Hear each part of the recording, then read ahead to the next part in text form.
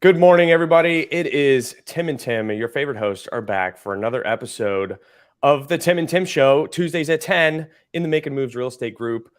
We are beyond excited to have a new friend of mine, Bryan Ellis. I met him at Tim Mai. Man, so many Tims today. I met him at Tim Mai's Hero Raising Summit early December, and he absolutely blew me away with what he's doing in terms of capital raising. He has an amazing accredited IQ magazine that he publishes that millions of people have downloaded and viewed. And he also does some stuff in the oil and gas business.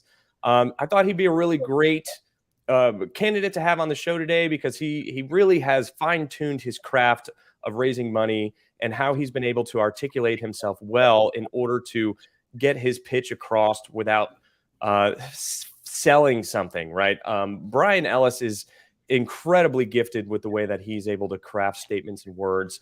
And I wanted to give you a quick, brief introduction. But Bryan, why don't you say hello to everybody, give everybody else a better introduction than what I've been able to do, and tell us what you're all about. Well, I'm the Jedi Master of Words. The Jedi Master. No, thanks for having me, Tim and Tim. So you kind of got the overall idea of it right. But my particular superpower, you might say, is that I help people pitch their projects in a way that is a lot more clear and tends to be substantially more persuasive than what most project managers are able to do, or most people who are behind syndications are able to do, because of the simple fact that raising money and running a project are two radically different skills. And there are some people who have both skills, but that's pretty rare. Mm. I'm so glad that you said that, because that's something that I typically, I'd say this about myself all the time, is I am not a capital raiser. I'm an owner operator. And if you want to invest money into one of my deals, great. Like, that would be amazing. But I don't focus on capital raising. I don't focus on generating new leads and things like that. And I'm actually very excited that you said that, because it is a very distinct difference between two different people. I don't prefer to go out and raise money. I do prefer to operate these deals and underwrite them and put the deal together and, do all of that kind of stuff. And I just so happen am able to raise money from people because they see what we're doing on social media. Sure. So really great point. Thanks for bringing that up. Yeah, absolutely. The reality is that anybody can raise money from people that they know, who already know, like, and trust them. But the real question is, can you persuade somebody who's never heard of you before, who's never seen your face before, who doesn't know anything about you? Can you persuade that person to jump in? And that's where my particular focus happens to be. I'm generally called upon by my clients the first time they hire me. I'm generally called upon by them to clean up for them. They're 10 days before their drop dead date, and they're still $4 million short. That's generally when I get called in, and we do the same thing every time. What we do is we just go back and create a better pitch that says everything more clearly, more persuasively, and then we go back to their database. They're always convinced that the problem is that they need more, new blood, new eyes on their offer, and that's almost never the problem. So what we do is go back to their database with my pitch, and we get the money. And the reason is because people who are owner operators generally, and again, there are exceptions. I don't want to suggest that this is absolute, but by and large, owner operators are technically masters of that project and of that skill set. And that's a very process-oriented engineering type of skill, very, very scientific, very black and white. But to persuade a person who was previously unpersuadable, there's got to be a narrative. There's got to be a story. There's got to be something behind the facts. And the facts have to be pared down to only what's really, really important. And so that's what I do, and why we're able to get a lot more money out of my clients' databases than my clients are able to get out for themselves. Man, that's huge. That's incredible. And I'm just sitting here listening to you, and it's so funny. Like, you're talking about that. And I know me as an investor, like, that's what I want to see. Like, that's what I'm looking for. Like Sure. you can give me a 30-page offering memorandum, but I'm really cluing in on just a few things, right? That's But exactly here I right. am. Yeah, but here I am as an owner operator, and sometimes I create our pitch decks, and I struggle to do exactly with what you're talking about. Even as an investor, I know that that's what I want to see. I struggle to get down to that. Yeah, and you know what? What you tend to do naturally makes sense if you just think about it from a surface level, because people do need all of that information to make the right decision. Mm-hmm. But Yeah. on the front end, they don't need all of that information.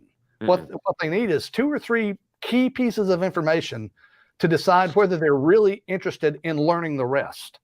What are those key pieces of information that are your highly focused subject matter? You know, it can vary a little bit from project to project because different projects have different points of strength. But ultimately, the primary thing that you want to communicate is absolute coherence of the entire idea. Like this thing needs to make sense in in a bigger context, like not just in the context of that project, but also in terms of the local market, in terms of any economic changes, et cetera. And a lot of people tend to talk about those sorts of things, but they do so as if their audience is an economist or a local politician or something. And nobody thinks that way. So the idea is that you talk about the coherence of the project. You talk about what's required for the project in terms of availability to participate. You know, one of the primary differences that we always integrate into our projects is the way that we invite people to participate. A lot of projects we have observed, the operator gets on and they are almost apologetic for asking for money. They'll say something like, you know, we've got to, this project requires $5 million. Our closing date is 30 days out. There is it's $100,000 minimum, but we might allow some of you to come in with less under certain circumstances. And if you'd like to learn more, just give us a call. God, I've heard that a million times. Yeah, exactly. But the way that ought to be done is something like this. Ladies and gentlemen, there's $5 million that's available to invest in this project. It's $100,000 minimum per investment. That means we only need 50 investors. By the way, 275 people registered to be on this webinar, so we expect this is going to fill up very, very quickly. As for the investment amount, we will allow some of you on a case-by-case basis to invest more than $100,000, but we don't make any commitment to you that will be available, because we want to maximize the number of people that we are able to accommodate in this project. Now, I've shared the exact same information, but which one sounds like it might motivate a person to act now? Like same information, but radically different presentation. Yeah. And so really what we're trying to do is to not just communicate the information, but communicate just a few narrow pieces of information and do it in a way that the person on the other end of the presentation knows that there's a decision that's got to be made, and it's got to be made right now. Man, that's, you know, what your first point about the cohesiveness of the project, it made me think of our Raleigh deal, Tim. We met the need of the market. It set itself up beautifully for it. The city wants what we're trying to do. Like, there's more demand for the units we're trying to make and less demands for the ones that we're getting rid of. It was perfect unison of the deal. And the deal almost raised for itself rather quickly. I mean, beside it being in Raleigh, the cohesiveness of the project and the need, like we were fulfilling the need in the market, made it very, very, very easy to raise money for that deal. And I got another question for you, though, Bryan. The Sure. thing that I'm thinking about is I've seen both of those pitches, like both sides of the equation, but neither one of them make me feel like I need to do something immediately, because it kind of feels like there's a lot of noise in the market. Like, there's every day you go online and you see 5 new pitches, you know, some variation of the combination of those two, but neither one of them really makes me like, oh my God, I'm going to miss out on this great opportunity. How do you like break out of that noise? How do you break out of that, mundaneness of just another post on Facebook or LinkedIn about somebody raising money for their amazing undermarket, conservative, underwritten deal in a major metro? That's a very perceptive question. And the answer is that the little snippet that I just gave you, that would always come near the end of the presentation. It's placement of that. The presentation will have been one item stacking on top of the other, and they're all just like that. For example, let me give you another difference of how we do things. Almost everybody starts their presentations the same way. It'll say something like, this project, here's the name, and then the second slide will be 3 or 4 or 5 pictures of people who are the operators or the GPs, the KPs, whatever. That'll be the next page, and there will be a list of several lines of text that describe each one and their background. Well, the reality is that people do need to know who's behind the project, right? Mm-hmm. There's no doubt about that. But people don't give one little anything about the people behind the project until they're convinced that the project itself is interesting. Now, that's contrary to what most people think. And so the way that we start that's different than that is that we always start with what I call 3 fantastic facts or 3 shocking facts about the project. And I just pick out 3 things about the project that grab a person's attention, but I don't explain to them how those 3 things work at that point. I just make the point, such as pay attention because shocking fact number 1 is that you're going to be able to expect a 22.3% return on this project. Fact number 2 is the tax benefits are going to be X, Y, Z. And fact number 3 is going to be blah, blah, blah, whatever it is. Mm-hmm. Those are some very simple examples. I like to select something more exotic if I can, but if I can't, that works. But the point is, at the end of that, I say, and in just a few minutes, I'm going to explain to you how all that is going to happen. Well, what we're doing there is that we're taking advantage of a psychological principle called the Zeigarnik effect. The Zeigarnik effect works like this. Basically, if I tell you something is about to happen, or I tell you I'm going to give you a list of things, or tell you that I'm going to tell you a particular thing, but I don't give you the details, your brain internally kind of creates a hole in your head for that information, and you're looking for it. You know what I'm talking about? Like, oh, absolutely. If somebody gives you says they're going to give you a list of 4 things, and they give you a list of 3 things, what are you thinking? Where's the fourth thing? Right. And so that's what I'm also thinking about is like YouTube thumbnail titles and things like this. Like, you don't want to do these 4 things, right? And whatever, or the 2023 market's crashing, and then whatever. It's just that initial grab, and it's almost like you kind of. Me personally, you see it so frequently in the YouTube space, you almost become numb to it at some point in time because it's nothing different. Yeah. You got to be very careful in how you word these things and make sure that you're, number one, that you're telling the truth. Everything you say has to be the absolute truth. Yeah. But number 2, there's a lot of power. There's a lot of power, and nobody sees it without it being told them. But there's a lot of power in withholding information from people, in not telling them all of the details. See, whenever we create a webinar for a client, our goal is not to give a full, thorough introduction to that and to the details of that project to the people on the other end of the line. Our goal is to explain the vision, to give the big picture, and to make them understand that this is a good thing for you. And you might be able to do this if you respond quickly enough. Those 2 things. Yeah. Not that you will be able to, but that you might be able to. Okay. And so that's really what we're trying to do the whole way is dangle a carrot and give them just enough information to know whether they're going to be serious about this. And then they can respond and request the PPM and get all the data that they want and sign up from there. But we find what we have found is that if people get hooked by what we're telling them, what's in the PPM rarely changes their mind. Whenever they respond, there's a pretty good chance they're going to just go on all the way through the process. Wow. Those are huge nuggets right there for sure. Can you kind of talk about like some of the like successes you've had in the past with this approach? Like coming in, like you said, last minute and helping out with a project Yeah, or sure, whatnot. Yeah, sure. That's most of what I do. Well, the example I gave at the event where Tim and I met was of a guy named Merrill Calliser.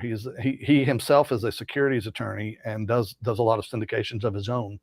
And the first time I worked with him, it was exactly this scenario. And you got to understand, Merrill is a very competent operator and a very competent capital raiser. Like this issue existed not because they weren't capable of doing a good job, but because sometimes projects don't end up funding in the right kind of schedule for you, and that's what was going on there. They had a bit of a shortfall. We were trying to raise $2 or $3 million.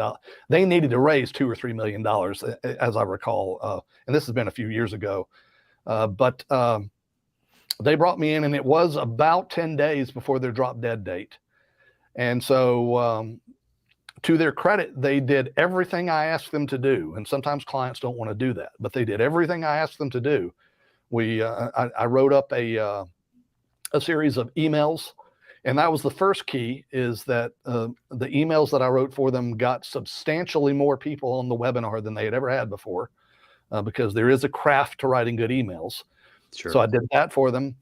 I also rewrote the pitch entirely, and the bottom line is that I performed that pitch for them, actually, because we were in such a time crunch.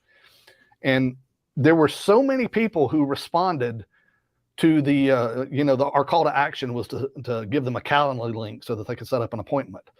There were so many people who responded to that in real time that one of their employees, who was out of the office and didn't know what was going on, called into the office and said, "Somebody has hacked our Calendly. What's going on?" That's incredible. Talk about a success story. That's awesome. That's awesome. But honestly, there've only been a couple of times that I've worked with clients in that scenario where we didn't absolutely crush the objective. And in those two scenarios that I can think of where we didn't, there were really specific reasons for it. Yeah. So that's the oh shit, I got to raise 2 million. I got 10 days before this thing's closing. Is that different than the scenario? Say I reach out to you, I got 60 days before closing. Oh, yeah. I don't want to be crunching. So I reach out to you 60 days before closing and I say, "Hey, Bryan, like I need some help. I want to make sure I kick this thing off right day one." What's that scenario look like? I really do the same thing, Tim. The first time a client hires me, it's generally under that really short time frame scenario. Right. The second time they hire me is more like what you just described. Yep. Lesson learned, not doing it again. Yeah, exactly. It's just in the second scenario, you generally end up with all your money and a lot of time to spare. Yeah. Okay. So time crunch and getting your ducks lined up earlier on, same thing. The message is very, very similar. Oh yeah. Yeah, it really is. It really is. That's incredible, man. I love to hear your perspective, and everything you're saying is like, duh, I've read that before. Duh, I know what you're saying, but implementing it is so incredibly difficult, and having an unbiased third party like yourself come in and being able to kind of call people on their BS essentially in their pitches, and how they're coming across desperate, and the deal might be a fantastic deal, but a pitch can kill it, and can absolutely kill it. And there's sometimes where Tim and I are like, man, this deal is like on paper, this deal is amazing. Why can't we get money to, raise the money on this deal? And then, something push comes to shove, and there's always like the 10th hour, and we redo some things, and it ended up working out. We haven't quite nailed down exactly what that thing is that we're changing to make it work out. And we're like, we knew this was a good deal, and we haven't failed on any of our raises yet, but we've been able to kind of pivot and make some changes in order to, get the job done. And it's amazing to see that there really is a science behind it that you've been able to articulate and perfect in order to provide as a service for people.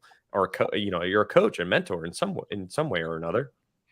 Yeah, and what I've just described to you is more of a consultation type of relationship, because my clients in that scenario, they don't have time for me to teach them what to do. I just go in and do it for them, because if I don't do it quickly, it doesn't get done. But it's a cool thing to do this, because I use the same approach regardless of asset classes as well. We do raise for lots of different types of asset classes, not just multifamily. And it works from one asset class to the next. It's because it all takes advantage of one thing that's common to every raise, and that's human nature. Yeah, Bryan, you stole my follow-up question, man. That I was gonna, I think before we came on, we were talking about it. I think you do some stuff in oil and gas, right? Yeah. So I was going to ask you to kind of talk about the difference between raising for that versus raising for a real estate syndication. But it sounds like the approaches are very similar. And to kind of Julie's point here, it's sales, right? Regardless of the asset.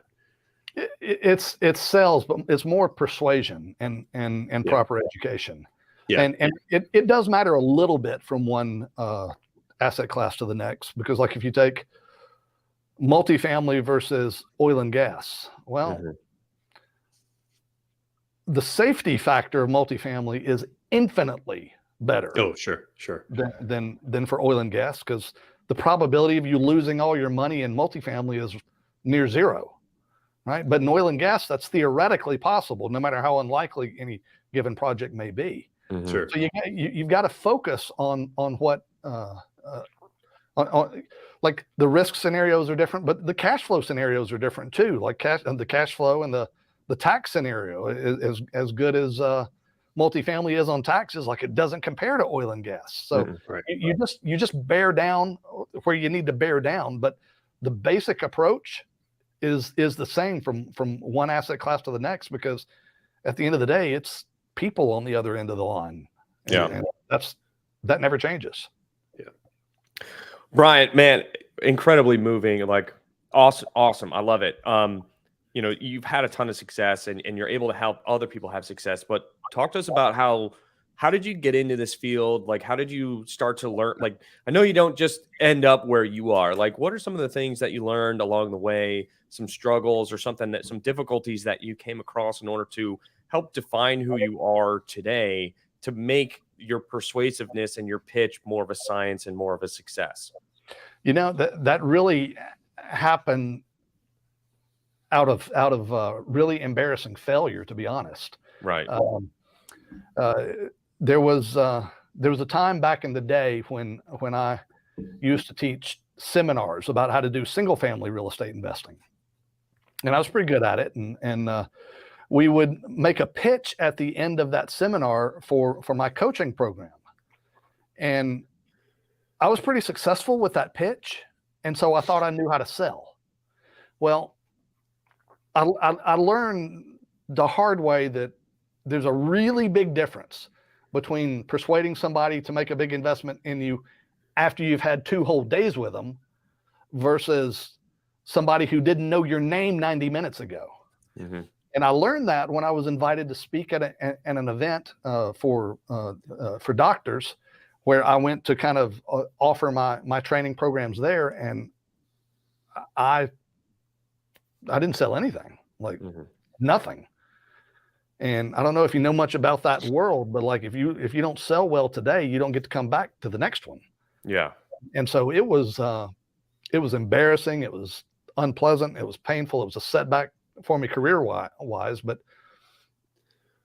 the way that I ended up responding to that was that I hired the man who was the top sales psychologist in the country at the time to watch my presentations and tell me what I was saying correctly or incorrectly, how I was behaving correctly or incorrectly, what I should be doing or not doing with my hands or my face or my feet. And let me tell you that was painful to listen to all the things that I was doing wrong. But I learned a lot, and I learned it very quickly, and it has culminated in what I do today. Yeah, incredible. Yeah, that's That's huge, and that's one of the things that we talk about sometimes with guys, right? Like sometimes growth is painful, right? Figuratively, literally, whatever. Sometimes it's painful, and honestly, I kind of personally think if you're not experiencing some level of discomfort, then you're not stretching, you're not challenging yourself enough, right? Yeah. Um, and I think one of the keys there, one of the takeaways, obviously, is you know, you failed, right? You Mhm. had a bad experience, you failed. You didn't just go, Give up. Yeah. whatever. It was, hold on, what am I doing wrong? And who can I go find to help me do better? Right. Exactly. And that's huge because I was on LinkedIn today, right, reading some stuff, and there was all this like, what's the secret to success? What's the secret to success? Guys, it's not hard. Bryan just laid it out for you, right? Like, go try. When you don't do well, learn from it and find someone to help you, correct what you've learned, right? Yeah. That's it, guys. That's the secret sauce, really. Humility. It turns out that Humility. matters Yeah, in great lots of word. ways. Yeah. Yeah. Yeah, I mean, it definitely, it goes to show, like, no matter what level you're at, if you're, in multifamily or you're in oil and gas, or like you're a new coach or an experienced coach, whatever, there's always somebody out there that knows more than you do or has a Mhm. different perspective than you do. Yep. And hiring somebody to help you work through those mental challenges is important. Like, no matter what stage of life you're in, you're going to have some kind of coach or mentor. Yeah. And it just goes to show the value of them at any level, right? It's not like you don't get to the top of the pyramid and say, "Oh, I'm done. I figured it all out." No, there's always tweaks. There's always different aspects and mindsets and thought processes that can be altered and improved on in order to make things easier and more successful than they already are now. And look, I mean, look, you've raised hundreds of millions of dollars. Do you think it would have been possible without having those embarrassing moments and hiring a coach that can help you learn these pitches and teach you how to do these things better? Because now I'm sure it's like second nature to you, because you didn't know what you didn't know, but now you know. Right. Exactly. Yeah. No, there's no way it would have been possible. Right. Because there's no reason there's no reason you should expect people to keep giving you chances if you keep blowing it, Yep. but you don't have to keep blowing it, is the point. Right. Yeah. Yeah. Huge, huge. Hey, so Bryan, and guys, I don't know the answer to this question, so I'm literally asking. Bryan, Tim just said you've raised hundreds of millions of dollars. Today, do you still utilize and solicit the help of mentors and coaches? Yeah. I mean, it looks a little different than it Sure. did back then. But yes, absolutely. Excuse me. That's one of the primary reasons that I like to go to events and to see how other people raise money, how other people communicate, and then get to know the ones that are successful, because that's how I learn. Yeah. Yeah, it's a never-ending study. Yeah, Right.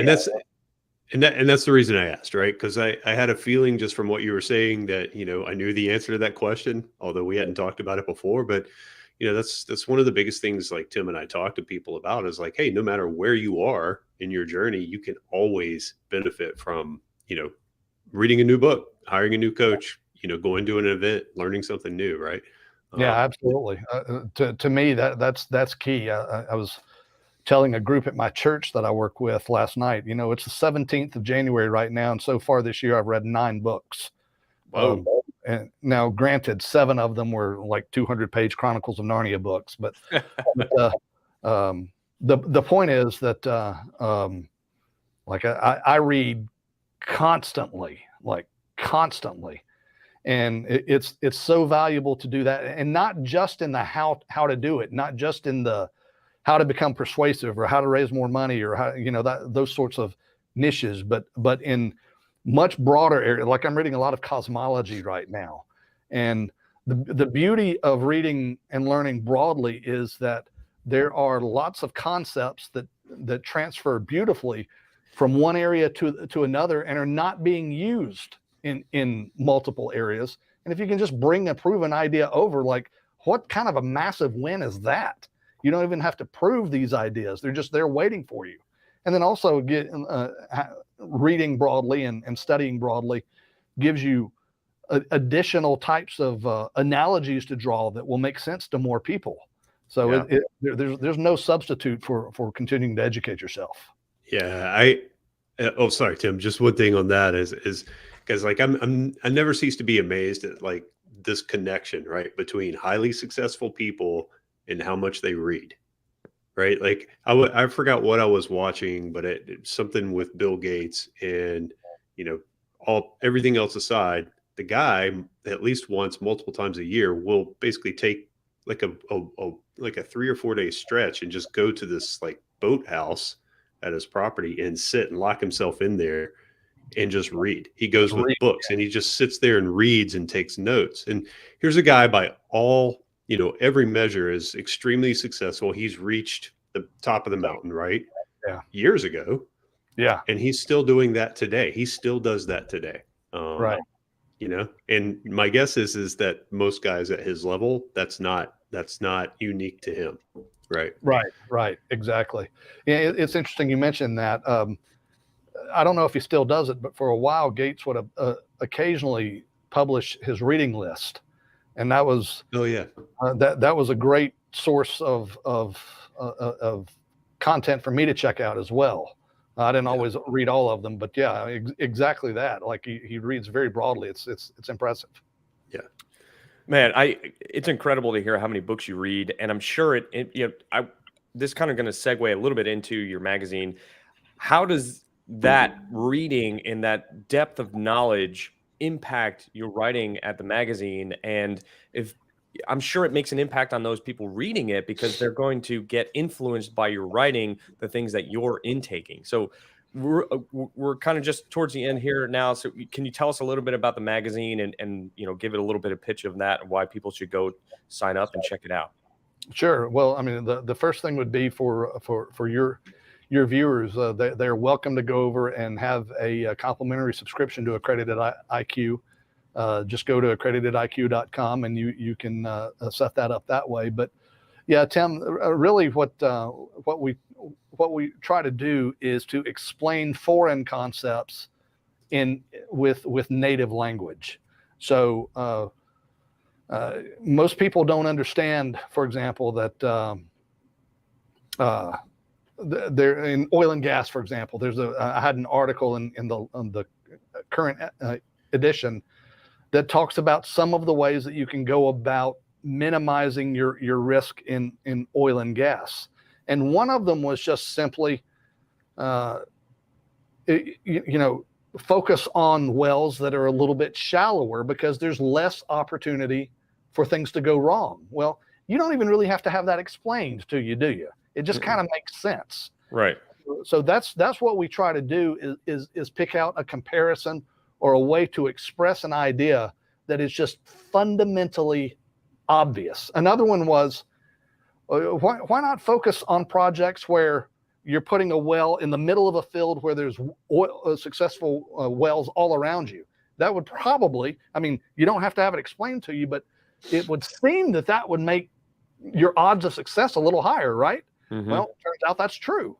Mm-hmm. So that's what we do. And whenever we have to throw in analogies or other comparisons to express complicated ideas, we do that. But simplicity goes a long, long way.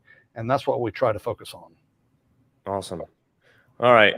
Last thing, if people are trying to get in touch with you to potentially hire you as a coach or mentor, or have you help